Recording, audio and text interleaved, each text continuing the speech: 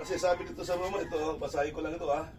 Purihin ang Diyos na makapagpapalakas sa inyo sa pamagitan ng magandang balita tungkol kay Jesucristo. Ibig sabihin, ang bawat napapakinggan natin, tayo ay lumalakas. Amen. Totoo, di ba? Totoong lumalakas tayo eh.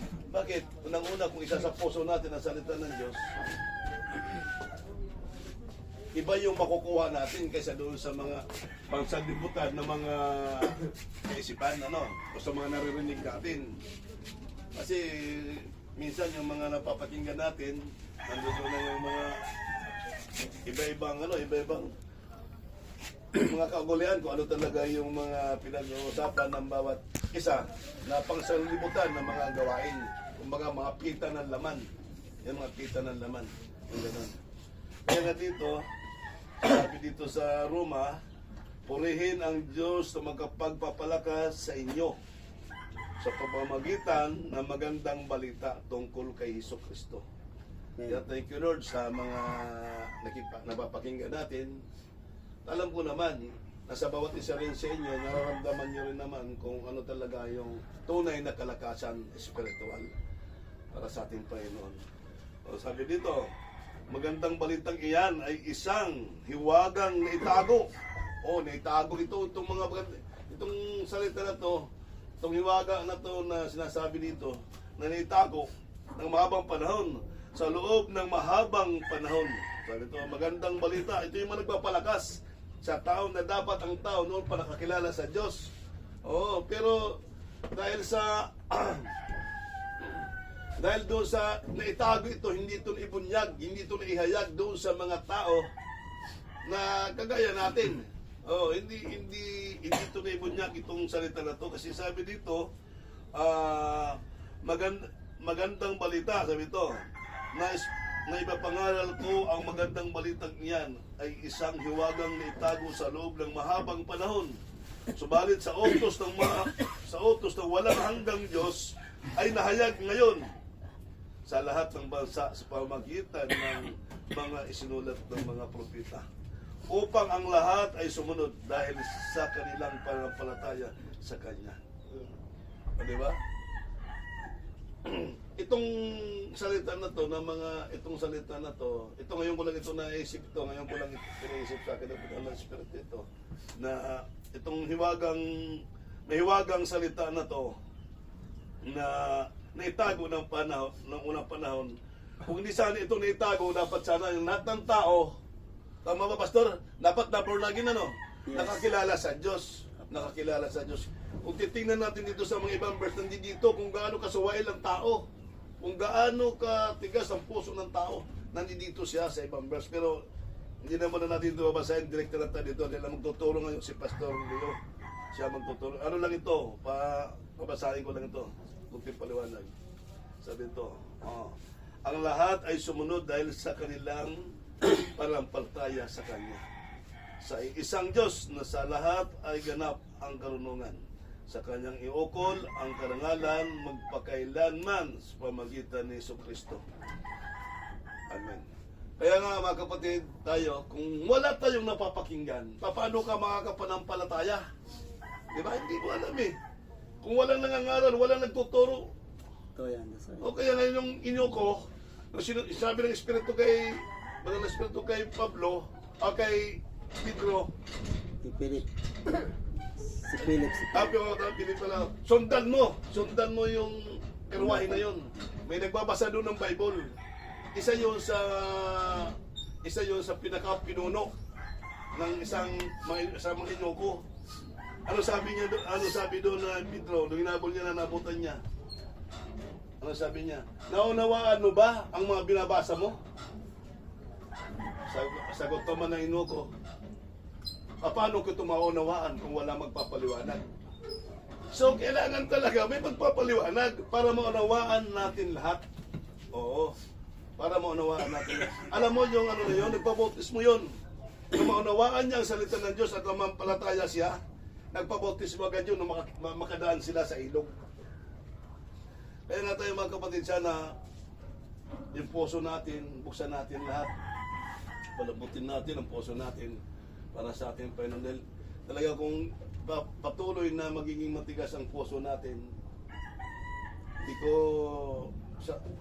hindi ko alam kung ano yung ano ng Panginoon, pero ang sabi ko nga kailangan buksan, ipasok sa puso, papalabasin natin sa kabilang tiyan ang lahat ng mga napapakinggan natin. Tandaan ninyo, walang mananampalataya, hindi mo maunawaan kung walang magpapaliwanag sa atin. Kaya yun lang mga kapatid, ibabalik ko kay Pastor Leo. Pastor, ikaw naman. Sige po. Balik tayo kapatid. Paray muna tayo bago tayo mag-umpisa, no? Lahat tayo magsipikit at tayo manalangin.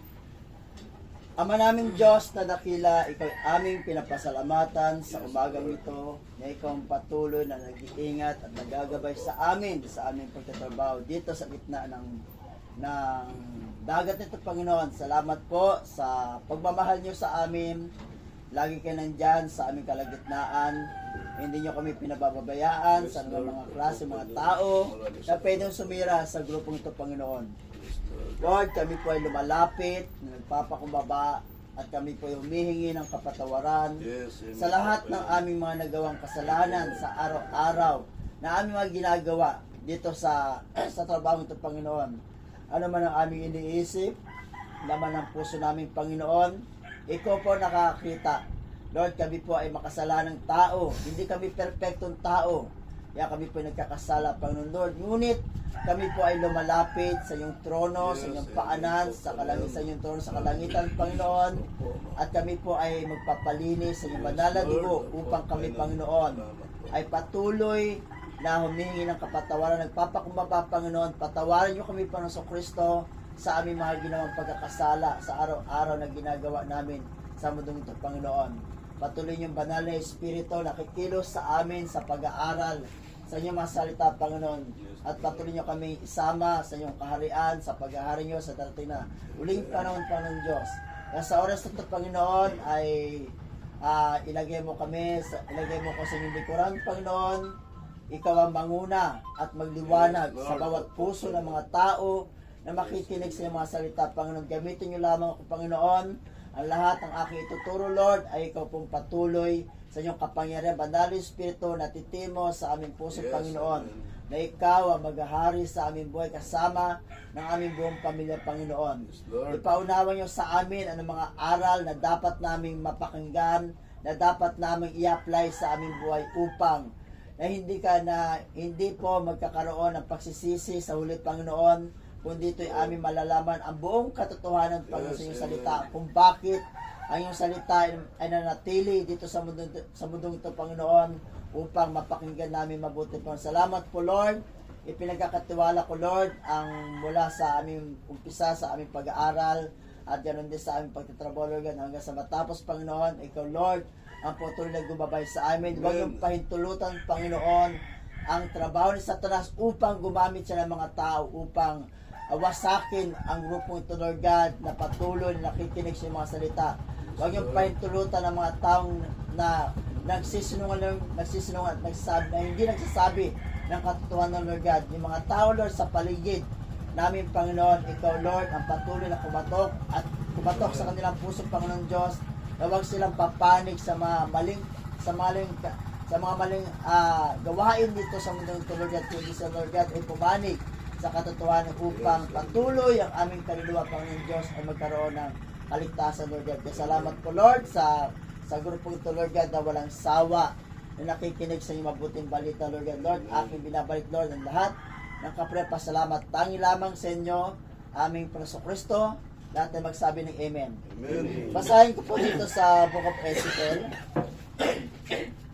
May Bible kayo ng hawak. Yung old. Patay lang muna. Yung Bible ni Brother Enting, babasahin natin yung merong old doon.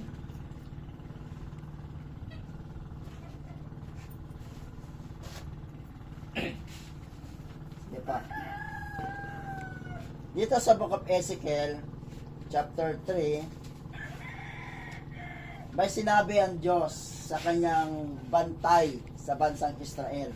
Although hindi naman tayo lahing Hudyo, hindi naman tayo lahing mga Israelita, pero bilang mga anak ng Diyos, ay tayo ay napabilang sa lahing yan. Kaya sinabi dito sa Ezekiel chapter 3, verse 16 hanggang 21. Pagkaraan ng 7 araw, sinabi sa akin ni Yahweh, Ezekiel, anak ng tao, ginagawa kitang bantay ng bansang Israel. Makinig ka sa akin, sasabihin, at bigyan mo sila ng babala. Pasinat niyo mabuti ha. Yung word na babala, ito na napapakinggan natin, ito ba ay nakakabuti sa atin or ito ba ay nakakasama? Sa palagay niyo mga brother? Nakakabuti. Nakakabuti po ba yung babala or ito ay nakakasama sa atin? Sagot tayo. Nakakabuti. Nakakabuti. So dito, bakit tayo binibigyan ng Diyos ng babala para hindi tayo mapahamak kung ang tao ay mamatay sa mundo? Tandaan niyo mabuti. May 2 lugar na pupuntahan ng tao pag tayo ay nawala sa mundo. Ang langit, yung tirahan ng Diyos, at ang impyerno, na doon paparusahan ang lahat ng mga taong makasalanan. At doon din paparusahan ang mga taong ayaw sundin ang kalooban ng Diyos. Ito ang babala ng Diyos para sa atin. Verse 18 sinabi, kapag sinabi kong tiyak na mamamatay ang mga taong masama, at sabi, at hindi mo sila binigyan ng babala upang sila'y makapagsisi, ang mga tao ng iyon ay mamamatay dahil sa kanilang kasalanan. Ngunit pananagutan mo sa akin ang kanilang kamatayan. Kami mga tagapagturo ng salita ng Diyos ay binibigyan ng aral. Dahil kami, alam na namin ito, na dapat din maunawaan din natin ninyo. Okay, sabi, ang Diyos nag-utos ng kanyang propeta sa bansang Israel at hanggang dumating sa ating sa lahat ng bansa. Sabi dito na bigyan mo sila ng babala. Kung hindi mo sila bibigyan ng babala, sabi pag namatay sila, ang kanilang kaluluwa ay mapaparusahan sa impyerno. Sabi dito, kami ang mananagot. Kami mga tagapagturo. Sinabi dito, verse 19 sinabi dito, subalit kapag binigyan mo sila ng babala at hindi sila nagsisi sa kanilang kasamaan, mamamatay nga sila dahil sa kanilang mga kasalanan. Ngunit hindi mo yon pananagutan. Okay, may tinatawag na counterclaim, sabi yung pabalik. Yung kabaliktaran. Una, sabi doon, pag hindi namin kayo binigyan ng babala at kayo ay namatay, pananagutan namin. Pero pag binigyan namin ang babala na galing sa Diyos, wala kaming pananagutan sa kamatayan doon sa impyerno. Okay, sunod, verse 20. Kapag nagpakasama ang isang matuwid, ilagay ko siya sa panganib. Mawawala ng kabuluhan ang kabutiang ginagawa niya nung una at mamamatay nga siya dahil sa kanyang kasalanan. Kapag hindi mo siya binigyan ng babala, pananagutan mo siya sa akin ang kanyang kamatayan. Una, pag hindi mo binigyan ng babala, kami ang mananagot. Pangalawa, pag binigyan namin kayo ng babala, wala kaming pananagutan. Ito naman sa mga taong nakakaalam ng mabuting aral ng salita ng Diyos. Sabi, kami mga tagapagturo, kung kami ay magpapatuloy sa paggawa ng kasamaan, sabi, kami ay ilalagay sa panganib. Ano ibig sabihin ng panganib? Yung mga mangyayari na yung walang pagpapala na darating sa mga taong alam na ang aral ng salita ng Diyos. Sunod. Sa verse 21 sinabi dito, ngunit kapag binigyan mo ng babala ang mga taong matuwid at sila'y lumayo sa kasamaan, hindi sila mamamatay at walang kang pananagutan. May 4 na tinutukoy sa versikulo. Una, pag kami ay hindi namin kayo binigyan ng babala ayon sa kalooban ng Diyos, sabi, pag namatay daw ang tao, ay pananagutan namin. Pangalawa, kung nagbigay kami ng babala ayon sa kalooban ng Diyos, ngunit hindi ito sinagawa o hindi sinunod ang kalooban ng Diyos, wala kaming pananagutan. Ang pangatlo, pag ang isang taong matuwid na alam na ang aral ng salita ng Diyos, sabi, ilalagay ko siya sa panganib. Ibig sabihin, kapahamakan ang tinutukoy dyan. At yung pang-apat, yung mga taong alam natin na mali ang kanilang ginagawa pero hindi nakinig sa atin, sabi, wala tayong pananagutan. Ano ba yung babala na sinasabi ng Diyos sa Biblia? Basahin ko po dito sa Galatia chapter 5. Babala po ito sa atin. Galatia chapter 5 verse 19 to 21. Malinaw ang sinabi ng kasulatan na itong mga taong gumagawa na ito ay hindi makapapasok sa kaharian ng Diyos. Galatia chapter 5 verse 19 to 21.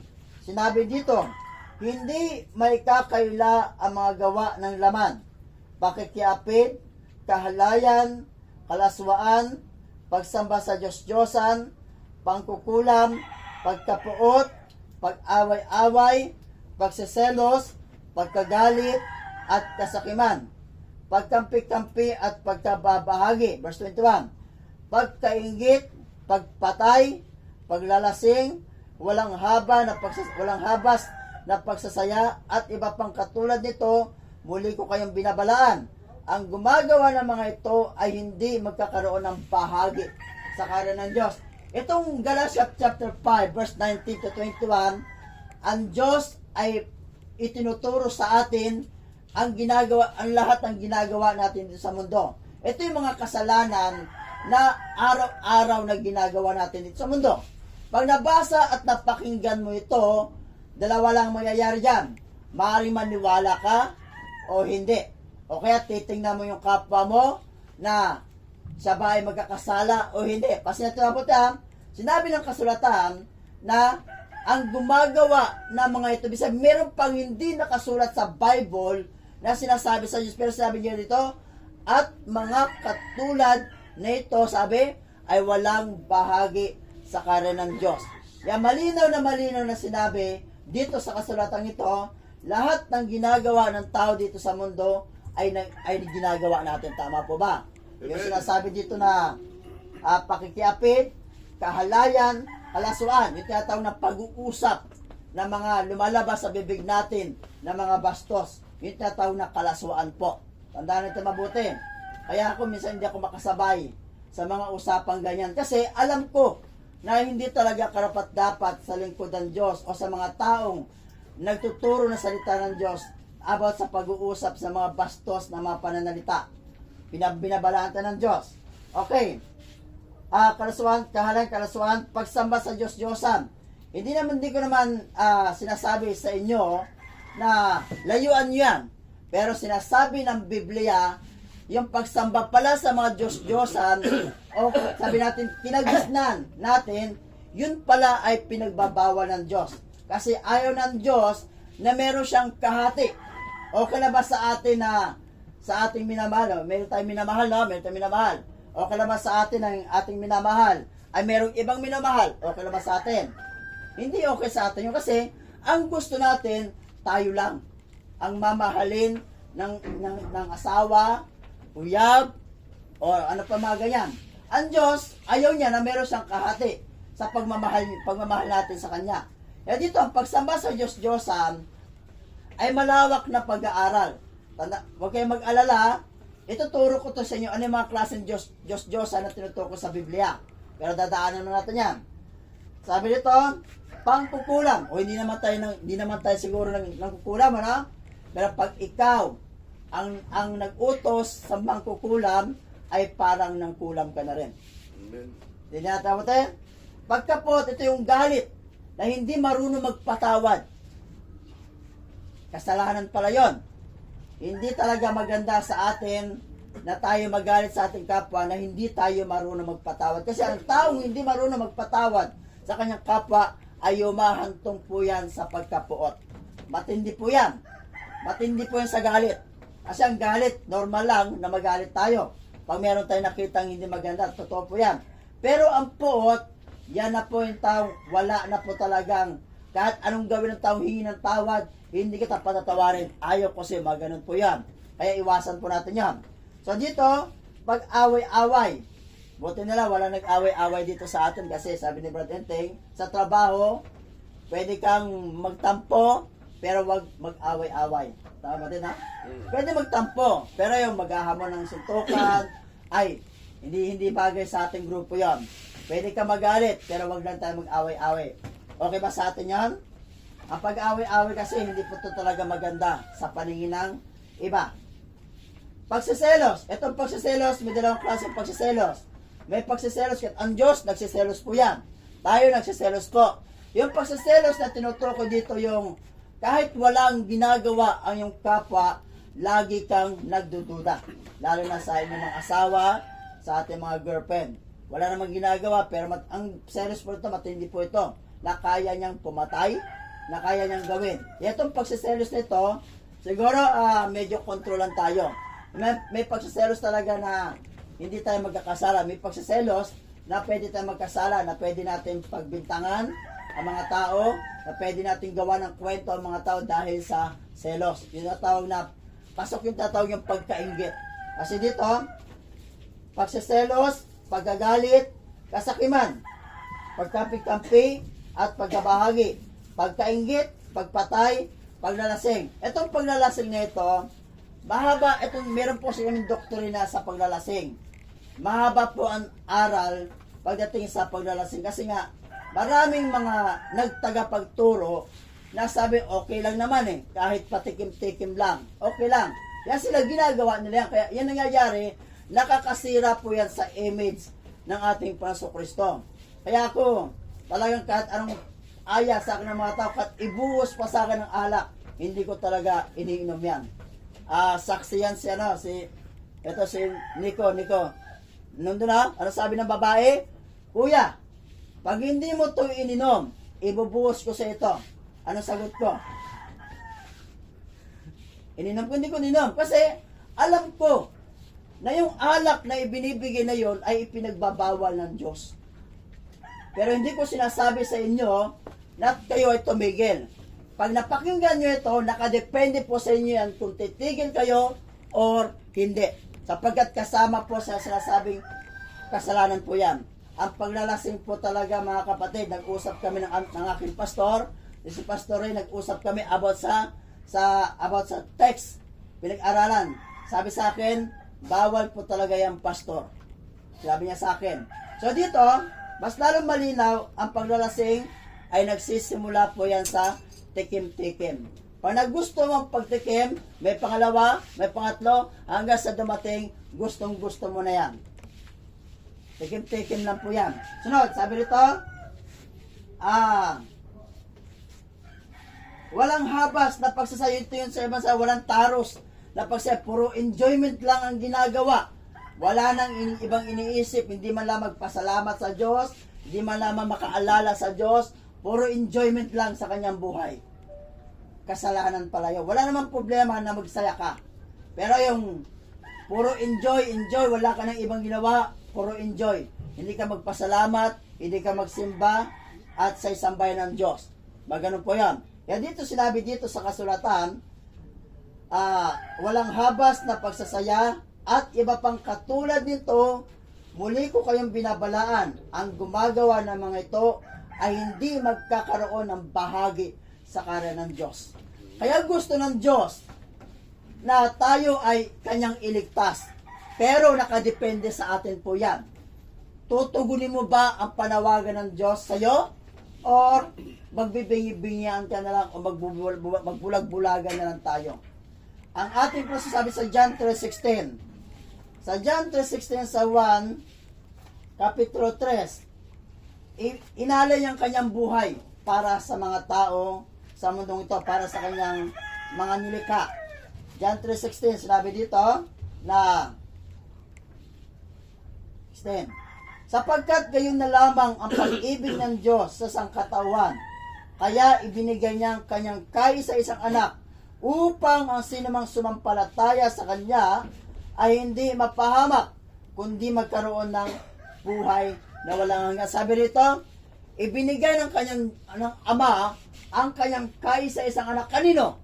Sa kasalanan ng mga tao. Sa anong paraan?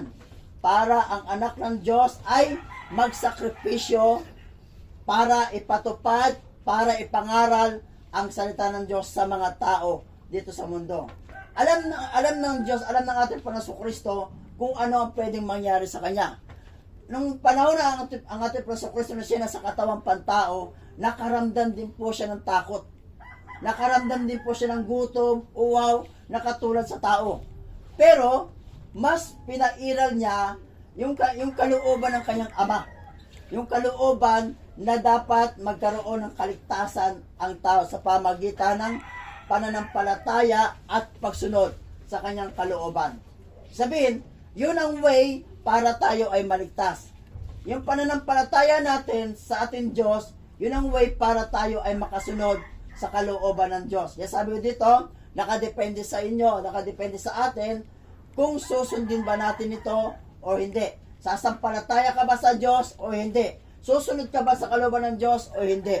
Kasi, ang kaligtasan po dito ay individual. Hindi namin po kayo kayang iligtas. Hindi nyo kayang iligtas. Kundi ang paglapit sa Diyos ay individual. Sabihin, ang word na individual, kanya-kanya tayong lalapit sa Diyos para tayo ay mangusap sa Kanya. Kasi ang Biblia, ang kasulatan po nito, ibinigay na to sa atin. Babasahin natin, uunawain natin, at susundin kung anong aral o utos ng Diyos para sa atin. Kaya may utos ang Diyos dito sa Bible sa Joshua chapter 1, verse 8, sinabi doon, huwag niyong kaligtaan, huwag niyong kalimutan na basahin ang kasulatan araw at gabi. Ibig sabihin, pwede ka magbasa sa araw, pwede ka magbasa sa gabi. At ito ay pagbulay-bulayan. Yun ang gusto ng Diyos. Ibinigay niya kanyang kaysa isang anak. Ang sinumang sumampalataya sa kanya ay bibigyan ng karapatan na maging anak niya. Ibig sabihin, may dalawang pamilya sa mundo. Pamilya ng Diyos at pamilya ng Diablo o pamilya ni Satanas. Kaya dito sa atin, ang aral na ito ay nagbibigay sa atin ng babala. Hindi natin alam kung ano mangyayari sa atin. Kung mamatay tayo na nakasunod sa kanyang kalooban o mamatay tayo na patuloy na sumusuway sa kanyang kalooban. Sabi sa Ezekiel chapter 3, bigyan mo sila ng babala. Pag hindi mo sila bigyan ng babala, mamamatay sila at pananagutan mo ang kanilang kamatayan. Pero kung binigyan namin kayo ng babala at hindi naman ninyo sinunod, wala kaming pananagutan sa harapan ng Diyos. Amen. Kasi po, pagkatapos ang tao mamatay sa mundo, meron pong paglilitis doon sa taas. Doon po, ang Preso Kristo maglilitis sa atin. Titingnan doon, meron po mga aklat po doon sa langit, doon sa karan ng Diyos. Yung tatawag na aklat ng gawa. Bawat isa sa atin dito ay meron tayong aklat doon sa langit. Doon isinusulat ang ating mga ginagawa, mabuti man o masama. Yung gusto ng Diyos, lahat tayo ay ma-born again. Kasi, hindi naman tayo makakapasok sa langit kung hindi tayo ma-born again. It's the word na born again, hindi po yung may panganak sa physical, kundi tayo ay may panganak muli sa ating espiritu, sapagkat ang ating espiritu ay namatay sa pamagitan ng kasalanan sa panahon ni Adan at Eva. Gusto ng Diyos na tayo bawiin muli at ilagay sa kanyang pamilya na maging matuwid, na maging banal, at patuloy na nagsisikap na magsumunod sa kalooban ng Diyos. Amen. Yun po yung gusto ng Diyos sa atin. Kaya dito sa atin, malapit na tayo matapos sa trabaho ito, maghihiwalay tayo, pupunta tayo sa ating pamilya. Ngayon, itong araw na ito, sana po, ito ay inyong patuloy na dalhin kahit saan kayo pumunta. Kasi darating ang araw, ang Diyos ay pipili sa inyo. Ano sinabi sa Ephesians chapter 4 verse 1, sinabi chapter 1 verse 4. Sabi, bago pa niya palikhain ang sanlibutan, tayo ay pinili ng Diyos. Ngayon, ang pagpili na yan sa atin, kung yan ay maunawa natin o hindi. Kasi, pag ang Diyos ang pumili, sigurado may trabaho na ibibigay ng Diyos sa atin. Anong trabaho? Ipangaral ang kanyang salita, ang mabuting balita. Ipangaral po ito.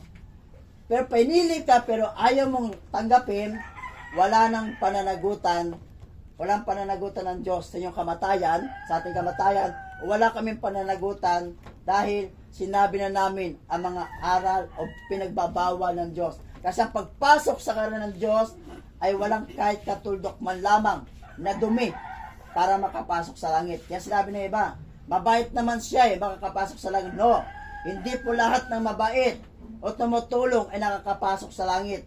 Ang tunay na kabaitan po talaga dyan, yung paano mo ipinagtatanggol ang mabuting balita sa ibang tao. Pangalawa, kung paano natin isapamuhay ang kalooban ng Diyos. Pangatlo, kung paano mo ito naunawaan sa iyong buhay. Kasi ang pagtulong, pwede kang tumulong kahit hindi ka mabait. Totoo yan. Pero ang tulong na kabaitan, yung nandun ka sa poder ng paghahari ng Diyos ng ating Panginoon Kristo. Kaya sa kasulatan ito, salamat kay Brother Enteng, nakita nyo naman, napansin nyo, di ba? Nag-uusap kami about sa alak. Pero hindi talaga ako pumayag. Alam niyo kung bakit? Kasi alam ko yung aral. Ginausap ko yung aming senior pastor about dyan. Ginausap ko kapatid, si Pastor Ray. Sabi ni Pastor Ray sa akin, bawal po talaga, pastor, ang pagtikim. Pero bakit? May mga iba. Minsan pinapayuhan katulad kay Apostol Pablo, hindi naman inutos ni Pablo kay Timothy na mag-inom ka ng alak para magpakalasing ka. Kundi inutusan o pinayuhan ni Pablo si Timothy dahil po siya ay hindi siya natutunaw at sumasakit ang kanyang tiyan. Ang alak na tinutukoy doon, hindi po yung alak na matapang, kundi alak ng gamot para siya ay gagaling sa kanyang karamdaman. Sa panahon po yan, may mga herbal. Ang herbal po, tinatawag po ding alak yan. Yung herbal na yan, sa panahon sa Biblia, alak o wine ang tawag dyan. Pero yung alak, meron po kasi 6 na klaseng alak na nakasulat sa Bible. Ang pinagbabawal ng Diyos na alak, yung alak na matapang, na nakakalasing na pwedeng magwasak o magbigay ng karamdaman sa iyong katawan. Kaya ayaw ng Diyos itong katawan natin ay tayo ang gagawa ng parang para tayo magkasakit. Ayaw ng Diyos. Kasi itong katawan natin ay pagmamay-ari ng Diyos. Hindi natin ito pagmamay-ari. Ang Diyos ang nagmamay-ari sa katawang ito. Kaya pinahiram sa atin ito para gamitin sa pagsunod sa kanyang kalooban. Tandaan natin mabuti. Hindi ko naman sinasabi na ako ay matuwid. Kasi ako nagkakamali din po talaga ako. Pero nagsisikap talaga ako na mabago ang lahat, na yung mga yung merong katangi, merong ugali sa akin, minsan may ugali talaga, minsan naiinis o nagagalit. Pero hindi niyo ako makikita makikipag-away. Tandaan natin mabuti. Kaya nagpapasalamat po ako sa inyo lahat na malaking aral, marami ako natutunan sa pag-uugali ng tao. Totoo po yan. Kasi pag hindi tayo magsama-sama, hindi natin malalaman anong ugali natin. Tama po ba? Totoo yan. Kaya alam natin, ang mga ugali ng bawat isa, alam na natin kung paano tayo mag-adjust. Kaya ako talaga, pag mainis ako minsan, hindi talaga ako nagsasalita. hindi na ako maraming sinasabi. Ano lang, tahimik lang.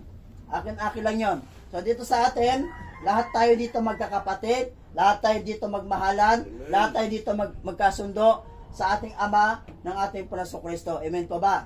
Amen. So, nagpapasalamat din ako dahil ipinakita ng Diyos ang katotohanan, yung bintang sa atin. Amen. Hindi ko talaga ma-expect na makikita ko yon. Kasi hindi talaga ako dumadaan talaga sa daanan na yon. Dito tayo dumadaan sa kabila, diba? Eh, na-try ko, sabi ko sa kaya patininado, dito tayo daan. Ay talagang kitang-kita ng aking mga mata. Sabi ko, patid, ganyan mo ba nga magkakang? Pinapalik ka agad ako. Kaya sabi ko sa kay patid na ito, itong plano, ikaw ang mag-video, kausapin ko ng tao. Para hindi mahalata na may nag-video. Hindi, tama, nangyari. Kaya, meron na tayong may papakitang ebidensya na hindi tayo talaga mismo ang gumagawa, kundi ang iba. Kaya salamat sa Diyos dahil pinapakita at patuloy niyang pinapaliwanag ang mga taong gumagawa na yan. Sila po ay mananagot sa harapan ng Diyos at hindi papayag ang Diyos na patuloy na sirain ang grupo nito. Amen po ba? Sige, lahat po tayo ay manalangin. Tayo po tayo. Yes, Lord. Hallelujah. Hallelujah. Maraming salamat, aming Ama na nasa langit. Pinapasalamatan ka namin sa araw-araw na kami yung iniingatan at ginagabayan. Salamat po, Lord, sa mga babala na yung pinaalam sa amin. Salamat po, Lord, na patuloy kang nagmamahal sa amin dahil ayaw mo kaming mapahamak sa darating. na kamatayan sa mundong ito, Panginoon. Itong grupo ni Lord, sa mga bosero, Panginoon, dinadalangin ko po sa inyong harapan, sa inyong paanan, Panginoon, ay patuloy ka mag-iingat sa amin.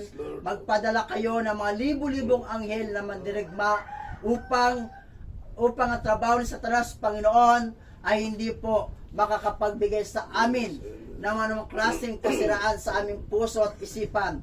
Ang aral at salita niyo, Panginoon, ay patuloy niyong inyong pong patnubayan sa inyong banal na Espiritu na hindi po ito mawala sa aming puso, sa aming isipan, na ikaw lamang ang patuloy na maghahari sa amin.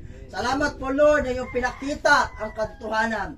Ikaw po talaga nakakaalam na ginagawa ng mga kalokohan ng mga tao sa mundong ito, Lord God. Hindi nyo kami pinababayaan at mas lalo mong ibinubulgar sa liwanag ang mga kasinungalingan ng mga tao sa mundong ito, Lord God.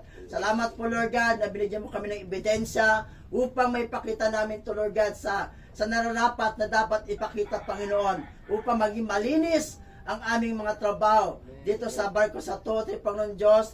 Salamat po, Lord God. Salamat po, Lord. Salamat po sa pagmamahal. Salamat po sa kaligtasan na inyong pinagkaloob sa amin, Panginoon. Kami po ay magtatrabaho na, Lord God. Patuloy ka, Banal na Espiritu, samahan nyo kami na maging maayos ang aming trabaho at ito'y maging maayos na maging matapos ang aming trabaho hanggang upang kami, Lord, ay makauwi sa aming mga pamilya sapagkat namimiss na namin, Lord, ang aming mga pamilya, Panginoon Diyos. Lord, maraming salamat po, Lord, sa trabaho ito, Lord, na nakakatulong sa amin upang matustusan ang mga pangailangan ng aming pamilya, Panginoon Diyos. Maraming salamat po, Lord, sa grupong ito, Lord God, na kami lahat ay nagkakaisa, nagkakasundo at nagmamahalan sa pamagitan niyo aming Panginoong Kristo. Salamat po, Lord, sa buhay ni Brother Enteng.